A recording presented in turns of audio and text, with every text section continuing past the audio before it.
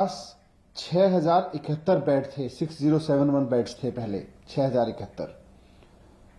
और आज हमारे पास में इस वक्त 19,101 बेड हैं, यानी कि करीब करीब 2 हफ्ते के समय में, 2-2.5 हफ्ते के समय में 3 गुना से ज्यादा बेड बढ़ा दिए गए हैं। 19,000 बेड्स इस वक्त दिल्ली में उपलब्ध हैं, दिल्ली में हैं जिन पे पेशेंट्स हैं, इसमें से 2,500 बेड्स अभी भी वैकेंट हैं। तो बहुत तेजी से वॉर फुटिंग पर बेड्स की संख्या बढ़ाई है दिल्ली सरकार ने, और इतनी तेजी से कहीं संभव नहीं हो सकता था, लेकिन फिर भी सारे रिसोर्सेज लगा के, सारी मैन पावर लगा के, पूरे जितने भी हमारे पास में रिसोर्सेज थे उनको ऑप्टिमम यूटिलाइजेशन करते हुए हमने 3 गुना बेड्स कर दिए हैं। 6071 से बढ़ा के 19,101 बेड हो गए हैं केवल 2 से 2.5 हफ्ते के अंदर अंदर। अभी मैं पिछले दिनों सीएम साहब के आदेश पर लगातार एक एक हॉस्पिटल में गया हूं, सीएम साहब की निगरानी में डिस्कशन हुआ है, और वहां भी उनकी कैपेसिटी को हमने जितना हो सकता है उतना बढ़ा के यूज करने का डिसीजन लिया है। इसमें बुराड़ी जो हॉस्पिटल है हमारा, वहां अभी 320 बेड हैं, इसको हम बढ़ा के 800 बेड का कर रहे हैं, 480 बेड यहां पे बढ़ जाएंगे। इसी तरह से जो हमारा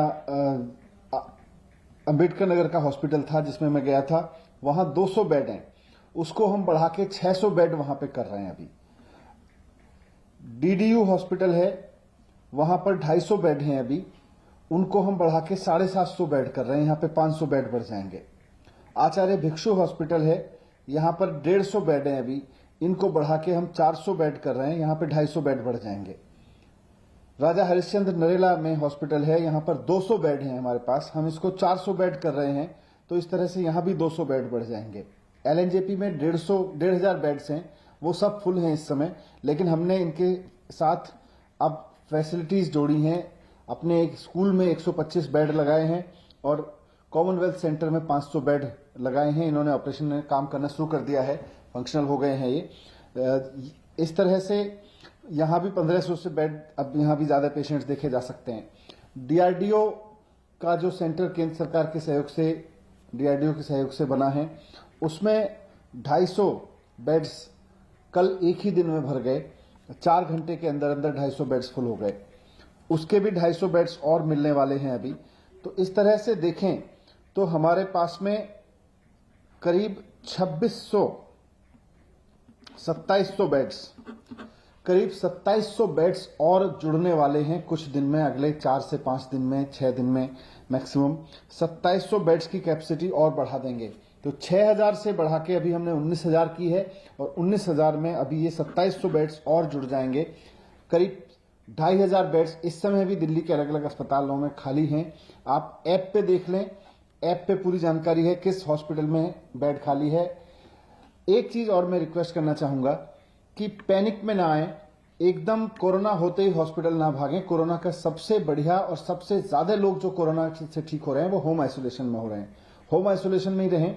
अगर किसी कारणवश बुखार नहीं उतरता है, बुखार ज्यादा आ रहा है, या कोई और सिम्टम्स डेवलप हो रहे हैं और आपको खांसी या उस तरह की चीजें ज्यादा बढ़ रही हैं, शिकायत बढ़ रही है, डॉक्टर से कंसल्ट करके आप हॉस्पिटल जा सकते हैं, आपको बेड मिल सकता है। आप ऐप पे जाएं, जिस हॉस्पिटल में आपको बेड है उसी में जाएं, इधर उधर ना भागें, वरना इधर उधर भागने में आपकी भी एनर्जी जाती है और हॉस्पिटल्स के आगे भी अन्यथा लाइन लगती है, हॉस्पिटल्स के आगे भी अन्यथा प्रेशर बनता है। तो जिस हॉस्पिटल में आपके लिए बेड उपलब्ध है, मुख्यमंत्री जी ने आदेश दे दिए हैं कि कोई भी हॉस्पिटल अगर ऐप पर ठीक जानकारी नहीं देगा, यानी कि अगर बेड उपलब्ध हैं और एडमिशन नहीं देगा, या वो बाद में कहेगा मेरे पास गलत जानकारी हमने उपलब्ध कराई हुई थी और एडमिशन नहीं दे सकते, उसके खिलाफ कार्रवाई की जाएगी।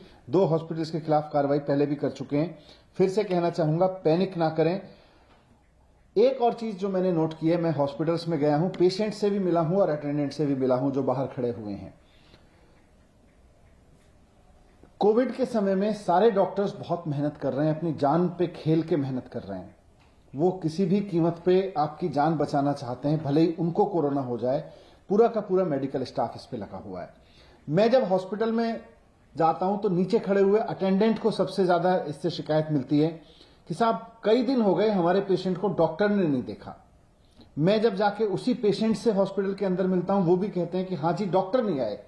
जब डॉक्टर मेरे साथ पीपीई किट में खड़े होते हैं और मैं खुद पीपीई किट पहन के खड़ा होता हूं हॉस्पिटल में, तो मैं पूछता हूं ये डॉक्टर साहब ये आए थे आपके पास? वो आदमी कहता है हाँ जी मैं तो सुबह आया था, ये तो सुबह आए थे। अब क्योंकि पीपीई किट में डॉक्टर की पहचान नहीं होती, पेशेंट को लगता है कि जो व्यक्ति मेरे पास देखने आ रहा है, और ये गवर्नमेंट और प्राइवेट दोनों जगह से मुझे अटेंडेंट से शिकायत मिल रही है कि साहब हमारे हॉस्पिटल में हमारा पेशेंट भर्ती है, डॉक्टर ने उसको देखा नहीं है। पीपीई किट में डॉक्टर की ऐसे पहचान नहीं हो सकती है, और आपसे आके बात करके आपसे कंसल्ट करके चला गया। आमतौर पे पेशेंट को लगता है कि ये कोई जनरल अटेंडेंट होगा, जनरल ड्यूटी असिस्टेंट होगा, वो आके मेरे से हालचाल पूछ के चला गया है। डॉक्टर आके पूरी दवाई लिख के जाते हैं, बता के जाते हैं, चेक करके जाते हैं, रिपोर्ट करके जाते हैं। उनको पेशेंट को कई बार समझ नहीं आता। नॉर्मल केस में अटेंडेंट साथ में होता है, अगर नॉन कोविड केस होता था, नॉन कोविड पीरियड में अटेंडेंट साथ में होता है, तो अटेंडेंट और पेशेंट को मिलकर पता चल जाता था कि भाई डॉक्टर आ गए हैं। अभी डॉक्टर आ रहे हैं, डॉक्टर राउंड ले रहे हैं अंदर, वो पेशेंट्स को देख भी रहे हैं, लेकिन पीपीई किट में होने के नाते आपको पता नहीं चल पा रहा कि वो डॉक्टर थे।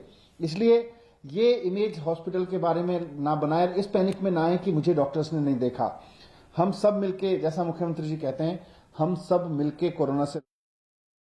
और आइए बात गुजरात की। गुजरात में भी कोरोना कोहराम मचा रहा है। राज्य में एक दिन में 11,403 कोरोना मरीज बढ़े हैं, जबकि 117 कोरोना मरीजों की मौत हुई है। एक दिन में 4,179 कोरोना मरीज ठीक हुए हैं। गुजरात में अहमदाबाद, वडोदरा और सूरत के हालात सबसे ज्यादा बिगड़े हुए हैं।